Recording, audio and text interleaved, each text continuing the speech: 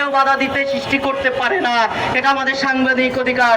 এবং পরিশেষে আপনাদেরকে বলতে চাই, আগামীকাল বাংলাদেশ পুনর্জীবন পরিষদের আহ্বানে সারা বাংলাদেশে বিক্ষোভ সমাবেশ হবে। সকলে আগামী সকালে 11টায় প্রেস ক্লাবে উপস্থিত থাকবেন। ধন্যবাদ সকলকে।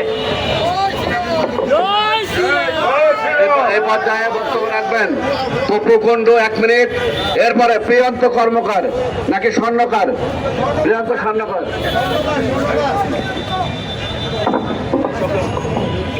সম্মানীয় সাংবাদিক বন্ধুগণ এবং উপস্থিত আমার সহযোদ্ধা এবং বিভিন্ন সংগঠনের দাদাদের জানাই নমস্কার এবং প্রতিবাদী সংগ্রামী শুভেচ্ছা। আজকে দুঃখ ভারাক্রান্ত সময় নিয়ে আমরা এখানে সবাই একত্রিত হয়েছি। দলমত নির্বিশেষে প্রত্যেকটি হিন্দু সংগঠনের ভেদাভেদ ভুলে আজকে ঐক্যবদ্ধ সনাতনী সমাজ বাংলাদেশের ব্যানারে সকল সংগঠনের নেতৃবৃন্দ একটাই প্রতিবাদে উপস্থিত হয়েছে। মর্যাদা পুরুষোত্তম ভগবান রামচন্দ্র শুধু ভারতের নয়, সারা বিশ্বের সনাতনীদের হৃদয়ে ধারণ করে। আমি বলতে চাই, বাংলাদেশেও ভগবান রামচন্দ্রের নামে রাম উপজেলা আছে, রাধাঘাটের রামপুর আছে, এভাবে রামসাগর আছে, এভাবে বলতে গেলে রঘুনাথপুর আছে। বাংলাদেশে ভগবান রামচন্দ্রের নামে অসংখ্য শতাধিক, হাজার হাজার লক্ষাধিক নাম আছে। কেন এর নাম? ভগবান রামচন্দ্র আজকের নয়, হাজার হাজার বছর ধরে বাঙালির হিন্দুর মনে প্রাণে একদম মিশে আছে। তাই উগ্রবাদী জঙ্গি সংগঠনদের হুঁশিয়ার করে বলতে চাই, আপনারা চাইলে এই হৃদয় থেকে প্রভু রামচন্দ্রের প্রতিমা মুছে দিতে পারবেন না।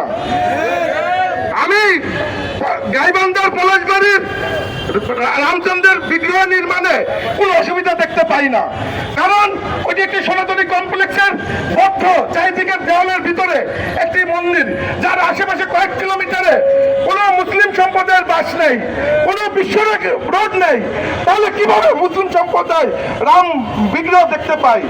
তাহলে এটি পরিকল্পিতভাবে বাংলাদেশকে অস্থিতিশীল করার জন্য এবং বাংলাদেশকে একটি উগ্রবাদী দেশ হিসেবে পরিচিত করার জন্য একটি উগ্রবাদী গোষ্ঠী পরিকল্পিতভাবে, অন্যায়ভাবে, বিভিন্নভাবে আমাদের ভগবান শ্রী রামচন্দ্রকে অপমানা করে যাচ্ছে।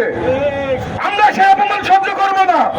বাংলাদেশ সরকারের কাছে আমি বলতে চাই, মাননীয় ধর্মমন্ত্রীকে স্মরণ করে দিতে চাই, উনি মন্ত্রিত্ব লাভের পর একটি সংবাদ সম্মেলনে বলেছিলেন যে এই দেশের সংখ্যালঘু নির্যাতন হলে, তার কোন সংখ্যালঘুদের উপর নিপীড়ন হলে, অন্যায় হলে আমি দরকার বলে আমার মন্ত্রিত্ব ছেড়ে দিব, কিন্তু আমি সংখ্যালঘুদের নির্যাতন বা নিপীড়ন বা অন্যায় হতে দিব না। আপনার বক্তব্য অনুযায়ী এখনই আপনার পদত্যাগ করা উচিত।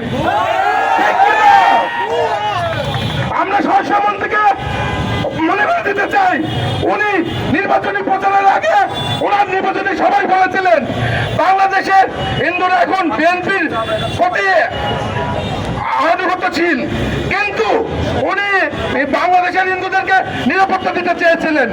কেন আজকে অনেক ধর্ষণ হচ্ছে? গত 3 মাসে ঘাসিটা হত্যাকাণ্ডের শিকার হয়েছে, তার একটি বিচার তো করে গ্রেপ্তার হয়নি। আমি স্বরাষ্ট্রমন্ত্রীকে বলতে চাই, আপনি কোন দেশে বাস করছেন? আপনি কি মঙ্গলগ্রহে বাস করছেন না বাংলাদেশে বাস করছেন?